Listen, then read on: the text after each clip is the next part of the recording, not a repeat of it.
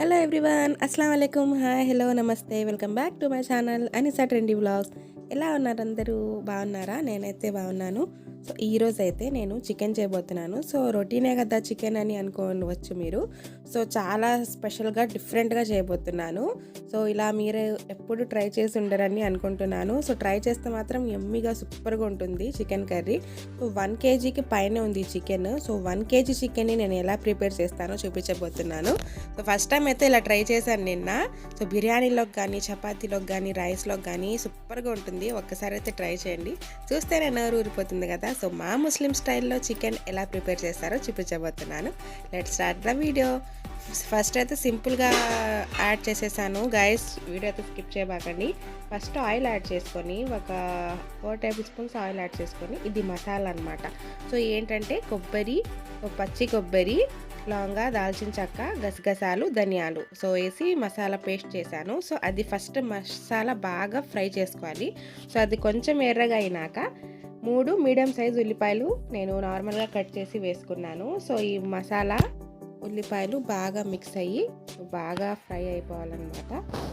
Next అయితే అల్లం వెల్లుల్లి పేస్ట్ ఫ్రెష్గా నూరి పెట్టుకున్నాను. అది ఒక 3 టేబుల్ స్పూన్ యాడ్ చేసుకోండి. సో 1 kg చికెన్కి నేను కొలతలు చెప్తున్నాను. 3 లేకపోతే 4 టేబుల్ స్పూన్ యాడ్ చేసుకోండి, పర్లేదు, ఘాటు ఎక్కువ ఉండాలి కదా. సో అందుకని చెప్పేసి నెక్స్ట్ అయితే ఇది బాగా ఫ్రై అయిన తర్వాత ఒక మీడియం సైజ్ టొమాటో వేయడం వల్ల సో గ్రేవీ అనేది కన్సిస్టెన్సీ అడ్జస్ట్ అయిపోతుంది, బాగుంటుంది. టేస్ట్ కూడా సూపర్గా ఉంటుంది. చికెన్లో చాలామంది టమాటా వేయరు. సో ట్రై చేసి చూడండి, సూపర్గా ఉంటుంది. మొత్తం బాగా నూనెలో బాగా వేగిపోవాలన్నమాట. కలర్ చేంజ్ అయ్యేంత వరకు ఫ్రై చేసుకోవాలి. సో బ్రౌన్గా మసాలాస్ అన్నీ వేగిపోయినాక ఇక్కడ నేను చికెన్ అయితే యాడ్ చేసుకున్నాను. సో చికెన్ని ఏం మ్యారినేట్ చేయడం అవసరం లేదండి. చికెన్లో నేను పసుపు, సాల్ట్ యాడ్ చేసేసాను. పసుపు, సాల్ట్ క్వాంటిటీస్ అయితే మీకు తెలిసిందే కదా. సో యాడ్ చేసేసి ఒక్కసారిగా మొత్తం మిక్స్ చేసుకొని మీడియం ఫ్లేమ్లో వదిలేయాలి. నెక్స్ట్ అయితే ఇక్కడ కొత్తిమీర, పుదీనా యాడ్ చేసుకున్నాను.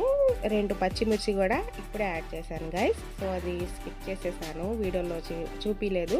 సో 2 పచ్చిమిర్చి, కొత్తిమీర, పుదీనా యాడ్ చేసుకొని ఫైనల్గా అయితే పెరుగు అనమాట. పెరుగు వల్లే మొత్తం టేస్ట్ అంతా. పెరుగు లేకపోతే బాగుండదు కదా. చికెన్లో నీసు వాసన కూడా రాకుండా చాలా సూపర్గా ఉంటుంది పెరుగు యాడ్ చేయడం వల్ల. ఖచ్చితంగా అయితే యాడ్ చేయండి గైస్. సో పెరుగు యాడ్ చేసేసి మొత్తం ఒకసారి మిక్స్ చేసుకోవాలి. ఫైనల్గా చూడండి. సో మనకి వాటర్ యాడ్ చేయడం కూడా అవసరం లేదు. సో మరీ ఎక్కువ గ్రేవీ కన్సిస్టెన్సీ కావాలనుకుంటే ఫైనల్లో వాటర్ యాడ్ చేసుకోండి. మన చికెన్ 80% అయితే కుక్ అయిపోయింది. సో లాస్ట్ అండ్ ఫైనల్గా నేను కారం యాడ్ చేసుకుంటున్నాను. ఇక్కడ నేను కాశ్మీరీ రెడ్ చిల్లీ పౌడర్ అయితే యాడ్ చేశాను.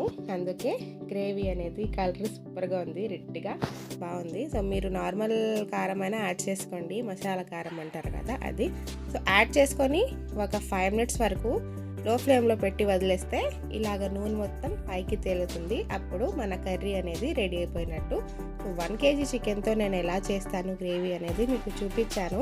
సో వీడియో నచ్చిందే అనుకుంటున్నాను గైస్. ఒకసారి అయితే తప్పకుండా ట్రై చేయండి. సో వీడియో అయితే స్కిప్ చేయకుండా చూడండి గైస్. చూడండి ఎంత యమ్మీగా ఉందో, టేస్టీ అయితే సూపర్ అనమాట. మీకు తప్పకుండా నచ్చుతుంది. ఒకసారి అయితే ట్రై చేయండి.